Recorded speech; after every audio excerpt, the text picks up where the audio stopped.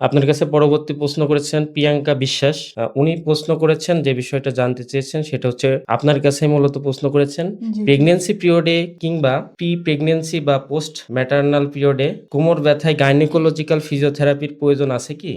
জি, অবশ্যই pre pregnancy এবং post প্রেগন্যান্সির সময় গাইনোকোলজিক্যাল যে ফিজিওথেরাপি এটা অনেক গুরুত্বপূর্ণ। প্রেগন্যান্সির আগে যেটা আমরা অনেকেই এটা গুরুত্ব দিই না যে আমাদের যে পেটের মাংস কিংবা পিঠের মাংস এই মাংসগুলা এবং পেলভিক ফ্লোরের যে মাসলগুলা আছে এগুলাকে স্ট্রং করতে হয়।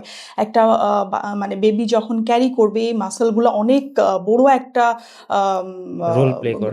রোল প্লে করে। সো হুম। এই ক্ষেত্রে আমাদের এই মাংসপেশিগুলা যদি আমরা প্রেগন্যান্সির আগেই স্ট্রং করে রাখি, তো সেই ক্ষেত্রে আমাদের যেমন নরমাল ডেলিভারি হওয়ার চান্সেসটা অনেক বেশি থাকে। থাকে। আ এটা এবং পোস্ট প্রেগন্যান্সির পরে সেম জিনিসটাই পোস্ট প্রেগন্যান্সি হওয়ার পরে অনেক ক্ষেত্রে দেখা যাচ্ছে যে মায়েরা আসলে বাচ্চা কিভাবে ক্যারি করবে কিংবা কিভাবে ব্রেস্ট ফিড করবে এই জিনিসগুলো আসলে আমাদের গাইনোকোলজিক্যাল ফিজিওথেরাপির মধ্যে পড়ে। তো আমরা সেইটা যদি খুব সুন্দরভাবে ট্রেনিংটা দিয়ে থাকি, তো তার কোমর ব্যথার হওয়ার চান্সেসটা অনেক ক্ষেত্রে কমে যায়।